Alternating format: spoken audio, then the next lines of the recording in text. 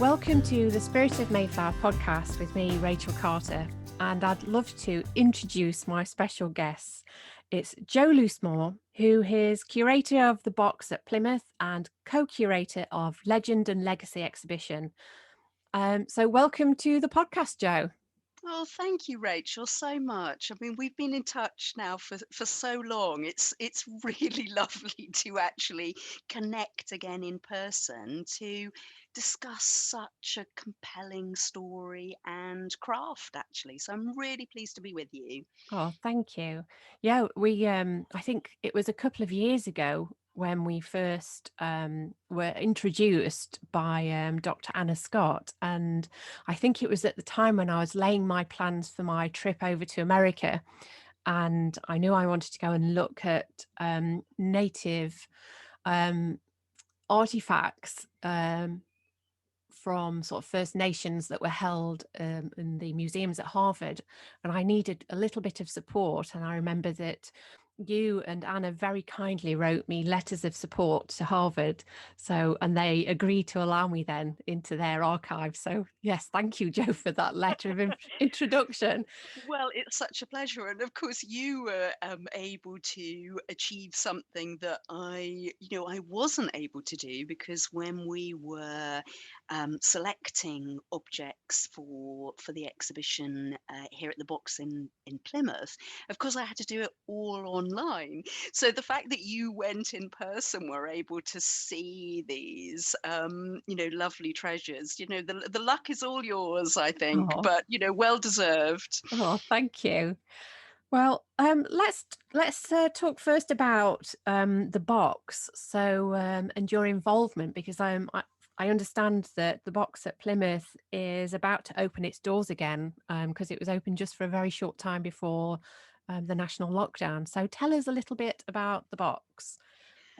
Box is a remarkable achievement. I'm surprised in many ways, even when I talk about it, because my association with what was Plymouth City Museum and Art Gallery goes back 20 years. And 20 years ago, we certainly would never have dreamed of having the kind of establishment, venue, museum, archive, gallery that we do now. So it was a lot of years in the planning. I think about 10 years in total, Gosh. an awful lot of funding, an awful lot of blood, sweat, and tears, um, and the most extraordinary investment, actually. And I mean that in a financial sense, but also in an emotional one, really, because I think the city council, the arts council, the national lottery, really put a lot of faith in this vision. And the vision effectively connects lots of collections together. Mm. So the museum always housed a mixed collection of natural history, of local history, of art, of ceramics, maritime history. It was a real sort of real mix. But with this vision, we've added the Southwest Image Bank, which is a photographic archive. We've also added the Southwest Film and TV Archive, which of course is film and TV, Mhm. um, and some other local history collections as well. So it's really an extraordinary bringing together in a building that has been extended. So it's now 3 times the size that it was. Wow. So obviously that's given us tremendous resource in terms of storage, but also in terms of display. So it's meant now that we have 9 permanent galleries and a suite of temporary exhibition spaces as well. So it's the most extraordinary, and albeit 10 years in the planning, it remains a slightly sort of unexpected creation for us. But as you say, what was just so unfortunate about it is that the aim was to open it in May of last year, and we all remember May of Mm. last year. Yeah. So we actually opened properly in September, which in Mayflower terms was very appropriate. And we were open for quite a little while, and we were all wildly excited. And I think, to be absolutely fair, so were our visitors, because the museum had been closed for about 4 years or so. So this really was a reopening and a re-emergence. Then, of course, we had that period of time where things felt normal, but we all knew they weren't normal. And then we went, of course, into the next lockdown again. And so we've had this sort of opening, Mm. closing. And that's been very, very tricky, I think, for everyone associated with the project, because I think emotionally and certainly, professionally, we were all kind of, ready to rock, I suppose, and weren't quite able to. So Yes. we're hopeful now that the 18th of May will be the date for our proper reopening. Let's hope, Oh, anyway. that's good. Well, let's hope that you do get to open your doors on the 18th of May. And I completely understand your frustration because my project has not been as long as yours. I think my Mayflower project's running into its fourth year now, but Mm. I had such a big exhibition planned last year. And the fact that it was postponed and then pushed back because of lockdown, it was so frustrating. But it's actually, we've now got a new date in the calendar for the exhibition and a new sculpture, and so much has happened in this last year. It's actually kind of working out for the better, I think. There's going to be just so much more of a wealth of material that can go in the exhibition. And one of your exhibitions, I'm really eager to go and see. And we'd mentioned going to see artworks when I went over to Harvard, and you co-created the exhibition Legend and Legacy with the Wampanoag people, and that opens, does it not, on the 18th of May? Yeah, so we've actually now created two exhibitions with advisors in the Wampanoag Nation. So it's extraordinary, really, and particularly given that both of them actually opened during the pandemic. Don't ask me how it happened. I think there was a lot of luck and also some extraordinary partnerships that made it possible. But as you say, we began our association with the Wampanoag people, and particularly sort of historians, educators, and advisors in that tribal nation. And we began that link in the spring of 2017, with a view to co-curating what became the Legend and Legacy exhibition, which is very much the shared history around the Mayflower story. So obviously that brings together the English story, the Wampanoag certainly, and the Dutch elements as well. Mm, And I suppose what we'd refer to as I suppose the Anglo-American history too. And it was it's quite a big show. So it's a loans exhibition for us. So it meant that we borrowed about I once thought of it, over 300 objects gosh. from museums, libraries, and archives across this country, across the States, and the Netherlands as well. So it was an extraordinary endeavour, but really what I think was so remarkable and is so remarkable about it is that it was based on this understanding that, right from the start, this was a shared history. Yeah. And over time, the history got filtered through a single lens, really, which was very much a single separatist lens. So it became very English, Yeah. and the Wampanoag became marginalized from the story. I mean, in many cases, completely excluded from it. And we knew that we wanted to address that. We wanted to revisit the past and to actually understand sort of why the storytelling had become so skewed over the past 400 years. So, of course, our work over the past 4 years has been very much disentangling the fiction from the fact, and the myths from the realities, really. Mm. And so that led to the opening of the Legend and Legacy show with, I think we've got about 32 lenders, some international museums such as the Smithsonian, others national museums such as the British Library or the National Archives, and in some cases, regional museums like Leicestershire County Museum Service, um, and some really sort of very sort of local collectors as well, Yeah. individual collectors. So it's a real mix. But because of the work that we'd done with the Wampanoag, I suppose our connection became very close in the sense that they advised us on ideas, on objects, on images, on text, and in all aspects of the storytelling. And our partnership led to the most extraordinary visit. So, one of our main advisors said that she was coming over to London, and would I be able to go with her to the British Museum? So I said, "Well, yes, of course, I'd be delighted." And she said, "Oh, well, I'd really like to see the historic wampum pieces in the collections of the British Museum."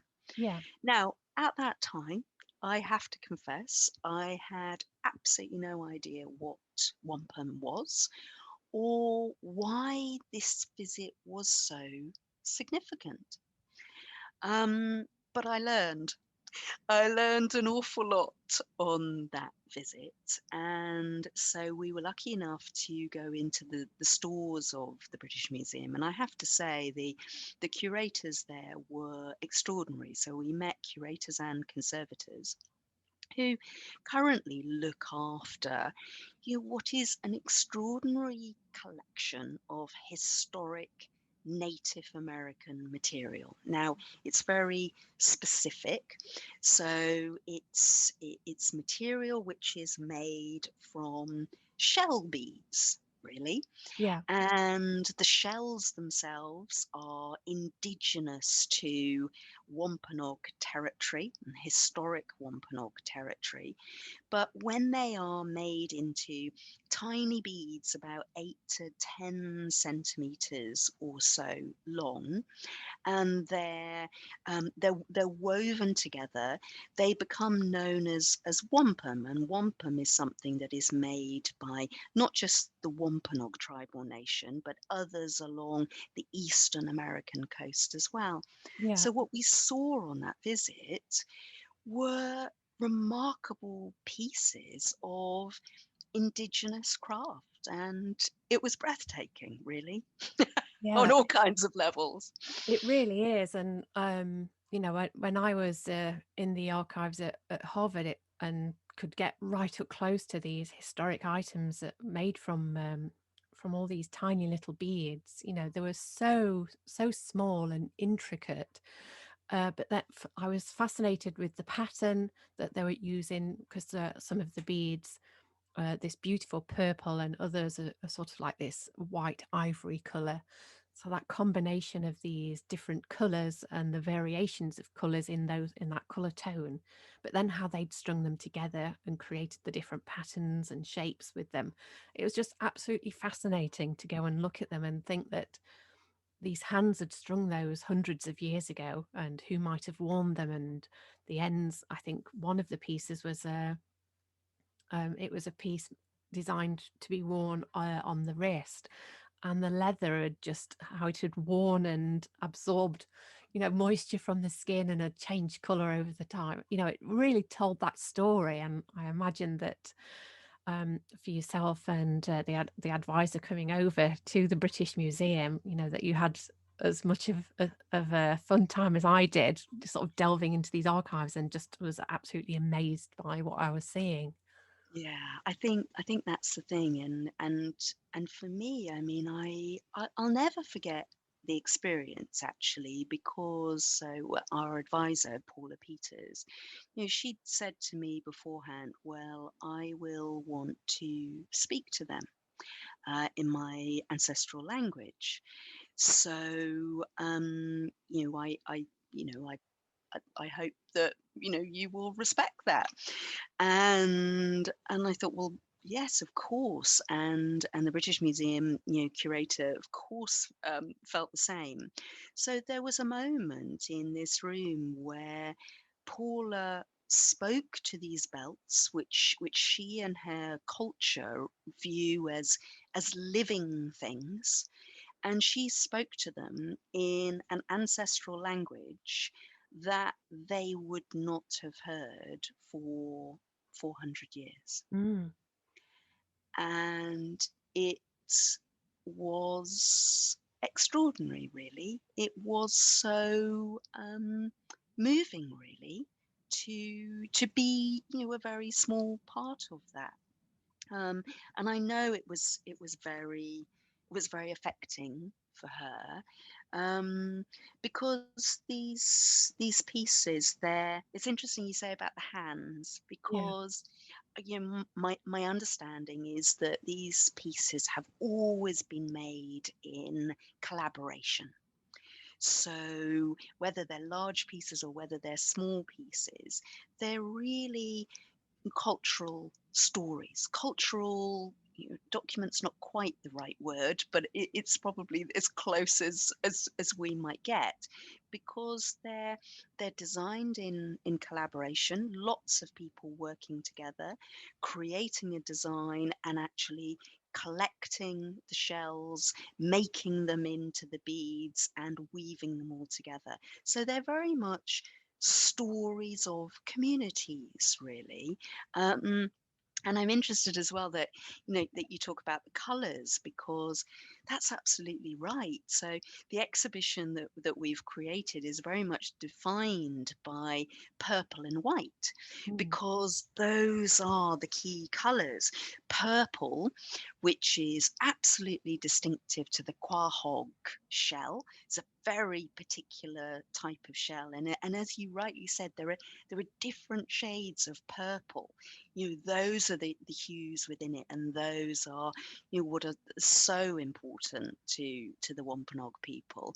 And the white comes from the whelk shell, um, and so you end up getting this combination, really, and it's been used in lots of different ways. And we were really lucky, not just to work with Paula, but to work with other members of the tribal nation who work with wampum. So Yeah. and they were incredible, really. And so their mission was really to create a new wampum belt, which is the first time that a wampum belt of scale has been produced. So really, Paula's mission to the British Museum was to, well, it was twofold, really. It was to gain inspiration from these historic pieces for a new belt, but she was also on a mission to find an old one as well, an Mm. old one that was lost during the War of 1676, so what we know as King Philip's War. And the Wampanoag people are still on a quest for that, and it's an ongoing quest. But I think that they feel that the new belt that has been made is, well, I think goes some way towards addressing the loss of the old one. Yeah. Yeah. Because I can understand that completely. And the pieces that I was able to view in person, I noticed there was, with some of the pieces, the beads were all very uniform in size, and all perfectly matched. And then on other artifacts, the beads didn't quite match, and the tones didn't match, and the um, the steward explained that with some of these older pieces that may have broken during their time of use, that they would have been reused, the beads. So she explained that with some of the artifacts that they have in their collection, you can see evidence of that, of them taking apart an older piece that's broken and reusing all of those shells. So some of them don't quite match up in size and scale. But it was fascinating to see that reuse and repurposing, but also some of the pieces that held from the 18th century, they'd included pieces that were from European origins. So there was one that was a piece for the wrist, and it had all of these. It had a little tiny cross that they'd put on as decoration, but then with another piece, they'd used little tiny thimbles and made them into little bells and added those onto there. So they'd repurposed items from the Europeans and added those into their woven pieces. And so that was fascinating for me to see that pieces that were absolutely perfect, and others that had been reworked, and then others that had shown that influence of the European settlers. So it was quite an incredible collection, and it's such a an honor, isn't it, to be able to go and see these pieces up close. And it must have been such an amazing experience to hear Paula speak to them, and it must have been a very moving moment to be part of. It really was. I mean, the like of which I had never seen, and will probably never see again. And I think it was in that moment, I suppose, that I realised just how powerful a material this is to Wampanoag culture. And I think over time, and certainly in the creation of the exhibition, of course, I've come to, well, I hope, understand, a little more about, I mean, not just the creation process, but I suppose use over time. And I think what's so intriguing to us is how differently wampum has been used. So sometimes it's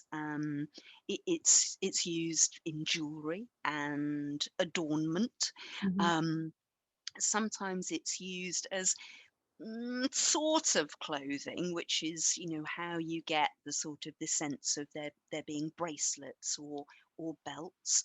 But I think more perhaps defining is that often wampum is used in ritual, and that's sometimes condolence. It's also about, symbolism of status, hence the sort of, how important this loss belt is. But I think also, traditionally over time it's been used in diplomacy. And I think that's why it's been so telling for us and for the Wampanoag to be able to work together on an exhibition which is told by a Wampanoag voice throughout, and is led absolutely by the Wampanoag, but is brought to a British audience for the first time, really. And that, that is diplomacy, Mm, really. And I suppose wampum has been the perfect material to enable us to find a way of coming together, really. yeah. Yeah, it's powerful stuff. And there was power in the stories and the storytelling around it. And you mentioned the sort of the colonial connection, and that's actually quite tricky with wampum in many ways, because for a while wampum was used by colonists as a kind of currency.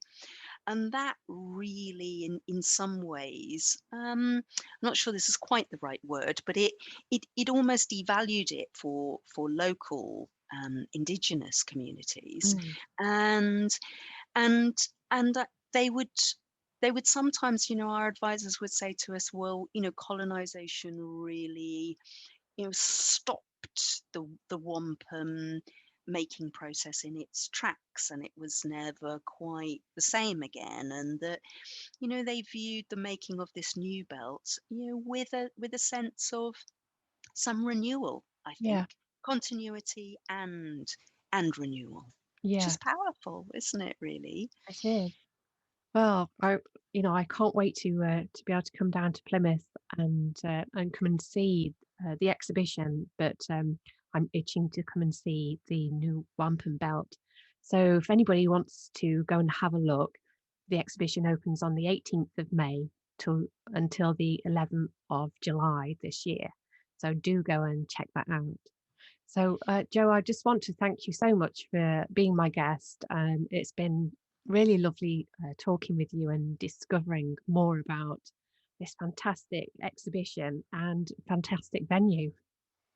Such a pleasure. Thank you for the opportunity. And yes, do come because we will be thrilled to be open. And obviously, if you do come, it will be an opportunity to see the Legend and Legacy exhibition alongside Wampum Stories from the Shells of Native America. And if anybody would like to have a look at things online, is the website that they can go to? Absolutely. So if you key in the box Plymouth, up will come the box Plymouth, with lots of sort of pictures about of the site itself, and also there are links to both of those individual shows and the permanent exhibitions as well. Um, you'll also find, I mean, we've developed quite a lot of learning materials as well, so you'll find some of those online as well. So there's definitely an opportunity to find out more should you be interested. That's great. Thank you very much, Jo. Spirit of Mayflower is part of a series celebrating my Spirit of Mayflower project. You can get involved in lots of ways. You can take a look at some of the movies and pictures I took on my journey by heading to the Rachel Carter Sculpture Facebook page. If you'd like to find out a little more about the collection at Harvard, you can check out season 1 of the Spirit of Mayflower podcast and listen to episode 4, where I'm joined by Meredith Faster, the collection steward at Harvard's Peabody Museum.